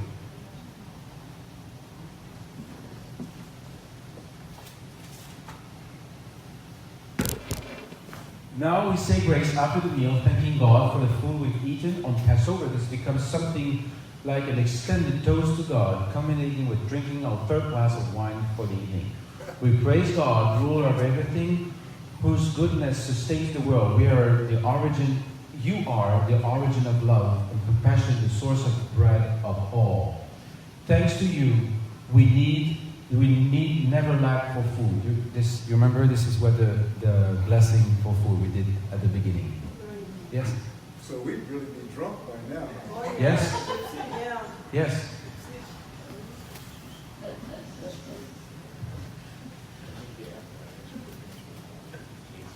You provide food for everyone. We praise God, source of food for everyone. As it says in the Torah, when you have eaten and are satisfied, give praise to your God who has given you this good earth. We praise God for the earth and for its sustenance. I want to mention that in the Jewish tradition,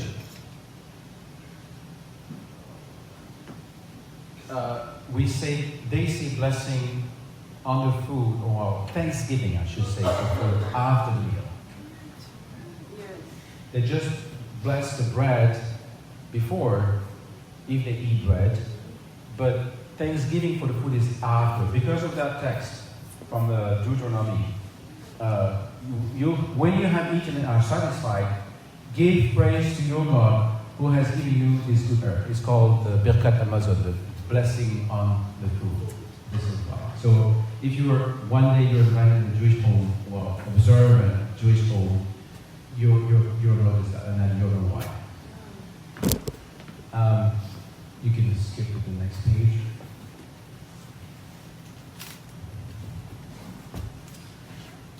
So we are blessing the third cup, but we didn't drink it yet. These are Baruch atah Adonai Eloheinu melech haolam, borei peri hagafel. Blessed are you, Lord God, ruler of the world, who creates the fruit of the vine, and we drink it.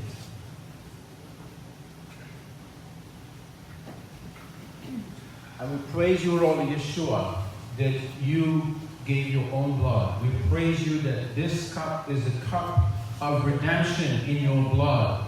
We praise you that you have redeemed us from slavery, all sorts and kinds of slavery that we were enslaved to, sins and addictions and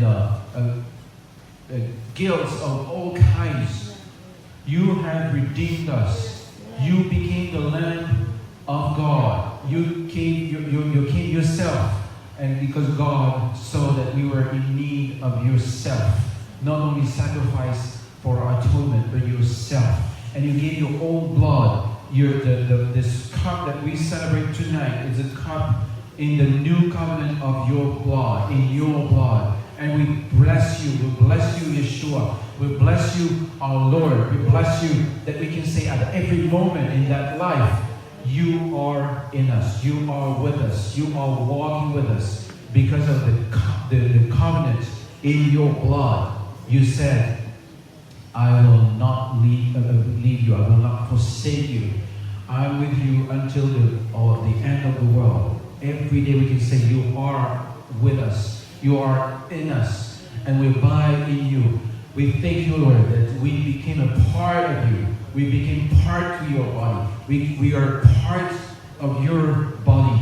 We are together your body. And one day we're going to reunite with you. We are going to form one single, even physical body, Lord. We bless you. We exalt your name. We praise your name for what you did. You are the Passover Lamb. You are the eternal sacrifice. You are all the sacrifices that were to be done in the temple. You became yourself with your soul and your flesh and your blood. You became this sacrifice. This blows our mind away. We cannot comprehend. We cannot grasp it. But we believe it. We take it, Lord. And we eat tonight this bread that is your body. We drink this cup of the fruit of the vine that is your blood. And we partake to you, Lord. We partake to your nature. We partake to the new nature. We are part of you. We are rooted and grounded on the vine. We are grounded in you, Lord. We thank you and praise you. We give you honor and worship your name. Amen.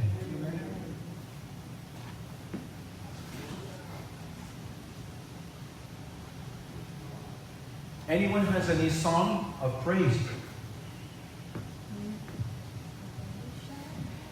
Alechem, Shalom, Alechem, Shalom, Alechem, Shalom, Shalom, Shalom, Shalom,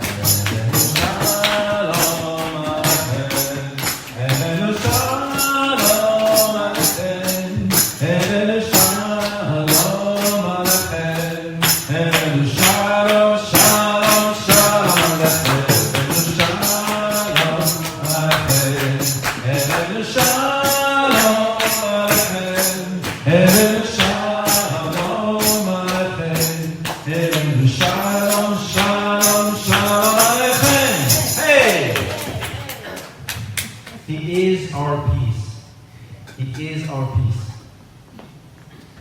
And now we're going to partake the fourth glass of wine.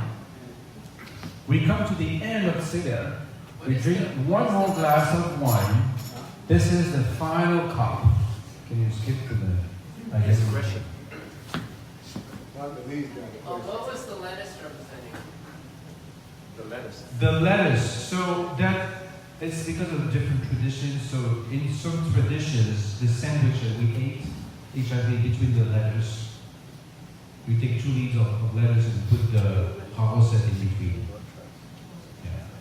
What's the egg? But- Okay, so the egg is the most difficult part to explain because there's not one single meaning, and there's not let's say, a uniform meaning in all the different traditions around the world. I mean, there's not a clear explanation. Just give us some. One is the reproduction of life. The other one is a symbol of the animals, let's say, I need to find a better wording, but the animals that were sacrificed in the temple. So when do you eat the egg? Oh, we don't eat it, it's a symbol. Let's just say those are for you to take home, that's all. Are you still hungry? Well, no, tradition is not easy. It's a decoration piece. It's just symbolic. As well as I thought you forgot it or something. often there's also a shrine bone or a bone of lamb. It's just symbolic. I love it, Kevin.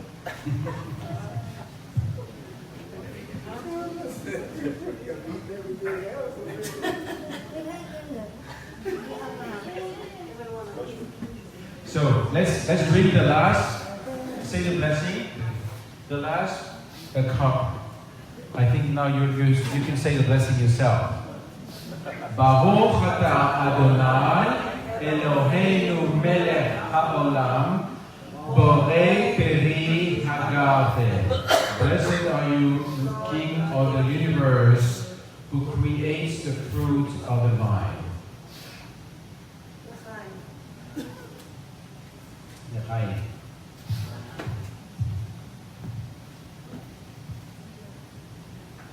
And at this moment, we speak of Elijah, the prophet. So,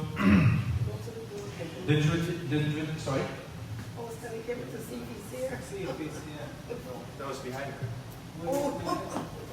You usually look for a window, right? Yes, usually, well, you're supposed to leave at least one spot free for the unexpected guest, who could be Elijah. Because because the Jews are aware that Elijah has to come before the Messiah. We know that he has come already, and so we just celebrate that he came and he announced the first coming of Yeshua. But we are going to sing a song. I'm going to sing a song that Eliyahu Hanavi. And I don't want to get into too more details of theological debate here, but I know some scholars believe that one of the 2 witnesses in the book of Revelation is going to be Elijah. Anyway, Eliyahu Hanavi, Eliyahu Hatishi, Eliyahu Hagiladi, Bimera Yavo Eleno Mashiach ben David, Bimera Yavo Eleno Mashiach ben David. Eliyahu Hanavi, Eliyahu Hatishi, Eliyahu Hagiladi,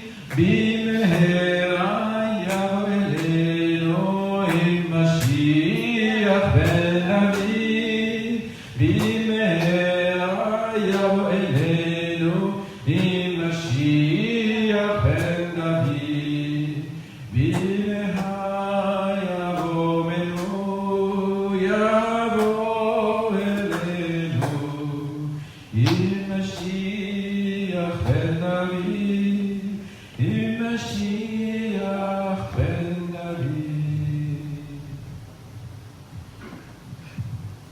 So there's in the Jewish concept or Jewish mindset, I would say, this longing, expectation of the prophet Elijah to come. And in fact, before the foundation, the modern foundation of the state of Israel, each year they would say, next year, when they were scattered in the world, they would say, next year in Jerusalem, we're going to celebrate Passover in Jerusalem. There was this expectation and this longing to be back to Jerusalem and to be able to celebrate. So, at this point, we're done. Do you have any questions? Yes. So do a lot of Jews then go to Jerusalem like a pilgrimage for Passover, or? Yes, there are a lot of Jews who go not only for Passover, but I would say that currently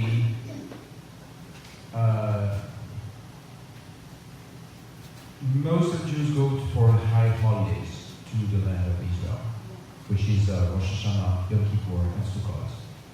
Sukkot was one of the pilgrim feasts. But because for them, atonement, the Yom Kippur is the most important. They want really not to miss it. They only hope for forgiveness and cleansing of the. Even though there's no temple and there's a replacement liturgy that is wobbly, but still. So you'll see a lot of Jews going to Israel on that season. But there's still for Passover, I would say it's more a family reunion. Passover. That's really a family thing. So families get around. My family in Israel, they're getting together and having meals together, and say recite the Magid together. It's really a family thing. And if you're like, let's suppose you're traveling, you're in I don't know, New York or anywhere in the world, and you get in touch with Jews, they will, if it's you're close to Passover, they will most probably invite you, knowing that you're alone. They don't want to let you alone, leave you alone. That's very important. Yeah. Can you elaborate a little bit about the two evenings between when you show up, between The 2 evenings? yeah, the 2 evenings? Okay. Elaborate. Okay. I know, but just, Yes. Okay. So your name is Ethel. Ethel wants me to go back on the 2 evenings I spoke about when Yeshua was crucified in the morning. There was the Passover. So can you go back, please, Dominique, to one of the first slides where there was this outline of the Holy Week.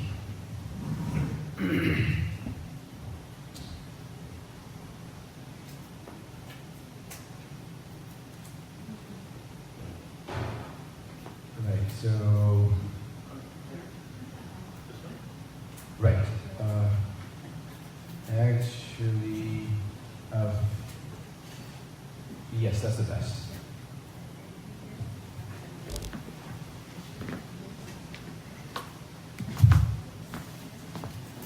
So it's based on the fact that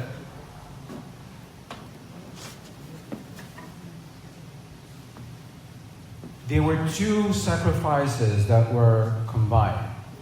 That was the Passover lamb, and that was the eternal sacrifice lamb. Both 1-year-old lamb that were sacrificed. Okay. The eternal lamb, there were actually 2 lambs to be sacrificed every day, continually, in the morning, the first one, and in the evening, towards the evening. It's the same expression. It's the same expression, Ben Arbaim, between the evenings, for both the eternal sacrifice and the Passover sacrifice. So it's the same time. So, if you look on the, actually, can you, we need to look at the 14 Nisan. Yes, that's the right way. Thank you. So we are 14 Nisan, right, the Jewish day, and you have here the beginning of the day. That's here in the evening. So let's say that's Wednesday evening, okay? Right. So that's the beginning of, that's the beginning of the 14th, exactly. So that's the Passover evening. That's the lamb that was sacrificed and eaten. The next day, according to scriptures, he was sacrificed in the morning at 9 o'clock. So that's here. So here, that's the Passover lamb, and here, that's Jesus. So are you saying that's Thursday? Yes, most probably, it's hard because there are different ways to understand the timing. But most probably, I believe it was on Thursday. So, because you have 3 days. For sure, he rose up on the first day of the week. So that's Sunday, that's here. Saturday. So it was Saturday night, right? Yes. We don't know when it was. Not exactly, but it was at the beginning of that day, on the first day of the week. So that was, yes, so it could be a Saturday night, it could be before or after midnight. Right after, Yes, at the beginning. yeah. It could be during the night, actually, yes. Yeah. So would you say that that's the Haggadah? Haggadah? No, Haggadah is just a term for the book that you have. No, not Haggadah. The Haggadah. Haggadah sacrifice. The Haggadah.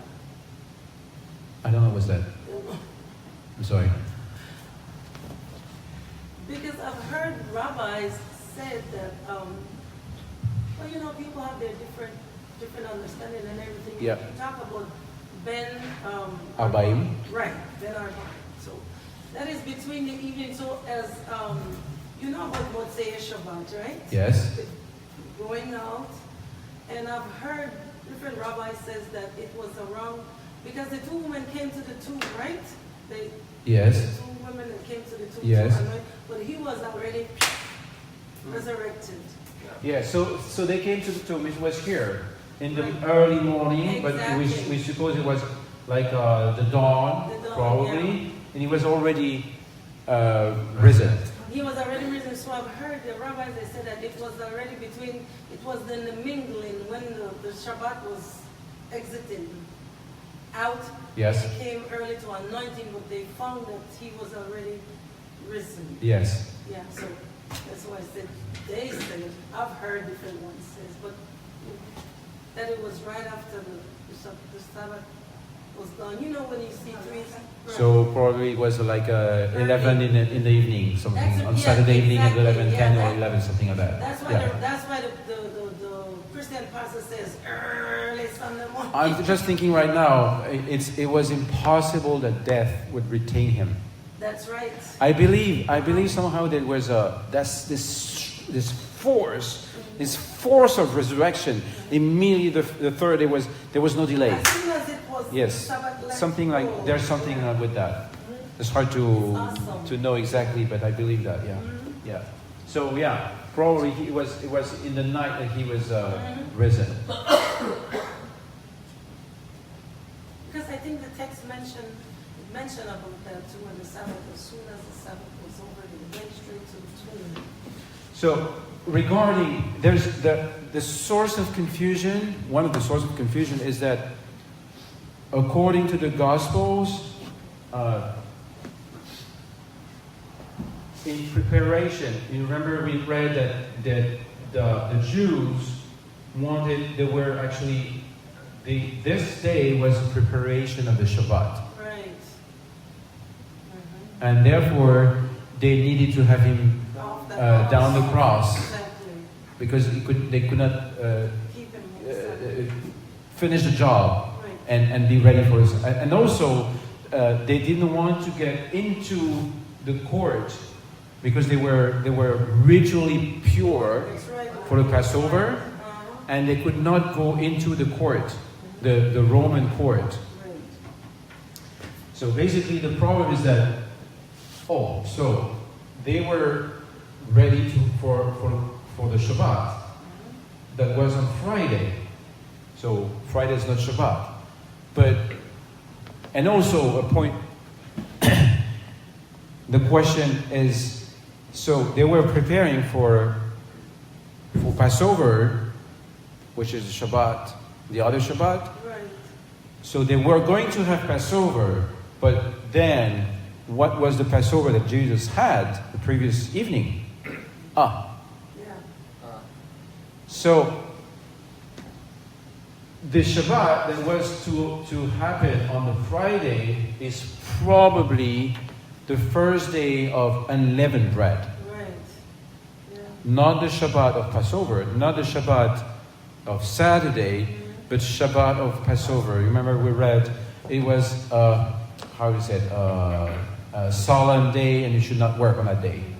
The first day of unleavened week. So it helps to understand. And in that perspective, that theory, let's say, assumption that it was on the Thursday works the best. So he died on Thursday and not Friday. Yes. Like the Christian church thinks he died on Good Friday and he rose on Sunday, but because the Christian church doesn't understand Shabbat, Yes. and we have the wrong timing, we're like a day off. It doesn't work. There's one day that is off. So you're starting from the eve of the Wednesday. Right. They celebrated the Passover on the eve of Wednesday, but that's already the next day in a Jewish concept of date. Yes. That's already 14 Nisan. Yes. So they celebrated the Passover, and he was crucified on the same day. Everything on the 10 Nisan. So the Last Supper was Wednesday night? Yes. God, it's all twisted. Actually, it says Wednesday night, but it was actually Thursday because the day starts in the evening. One more thing, Robert, can you just explain quickly, because I mentioned it to, I think it was Pepe or something, the Omer, just very briefly, the Omer. So starting the next day after Passover, Right. they would count the days, 49 days, until the feast of what we call Pentecost, that is the feast of weeks, Shavuot. And the name of the Omer is a measuring unit, grain measuring unit. So they would count every day, so that they would make sure that there was really a good timing for Pentecost. That's what it But means. the way I remember the scripture saying it's the third day. It doesn't say 3 days later, no? He would raise up the third day. So if you count, he was crucified here, Right? Thursday. right? That's the Thursday. first day, right? That's 1, 2, and 3. So it's not 3 full days. It is 3 full days. It is. Jewish It is full three. days. Not according to Jewish reckoning, it doesn't have to be 3 It has. days. It's not necessarily completely like 24 hours. 24 is times 3. How many? 70, Yeah, it doesn't have to be 72. 24. It's not necessarily 72 hours. Yeah. Okay. The third It's day risen is on the fourth day, on the third It could day. be anywhere on the third day. Yes, and as she pointed out, I believe that is as soon as the third day was like